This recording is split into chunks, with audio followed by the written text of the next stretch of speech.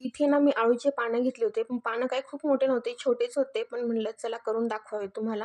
तर अळूच्या पानाचे मागचे देठ काढून घेतले, त्याची थोडीशी सालही काढून घेतली. ती साल काढल्यानंतर पानं बिलकुल खवखवत नाही.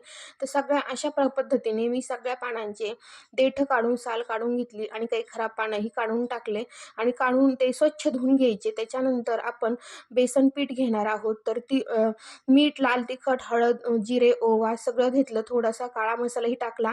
चिंचेचं पाणी मी करून ठेवलेलं होतं तेही टाकायचं. चिंचेचं पाणी किंवा तुमच्याकडे चिंच नसेल तर लिंबू टाकलं तरीही चालेल.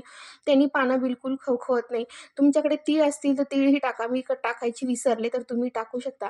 ते पाणी टाकून हे घट्ट घट्ट करून घेतलं आणि ते सगळ्या पानांना एक-एक करून लावलं. पहिल्या एका पानाला लावल्यानंतर त्यावर दुसरं पान ठेवायचं आणि मग त्याच्यानंतर हे बेसन पीठ लावायचं.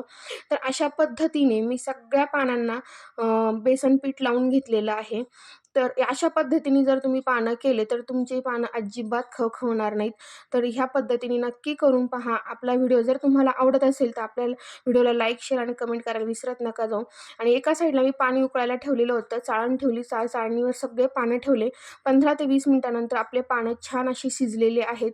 ते थोडेसे थंड झाले की सगळ्या वड्यांचा आपण काप करून घेणार आहोत. अशा वड्या करून घेणार आहेत. तर वड्या केल्यानंतर खूप मोठ्याही करायच्या नाही, खूप पातळही करायच्या नाहीत. त्याच्यामुळे काय होतं, खूप पातळ केलं तर त्या जळतात आणि मोठ्या केल्या तर आतून तळायच्या बाकी राहतात. तर मीडियम साईजच्या वड्या तळून करायच्यात.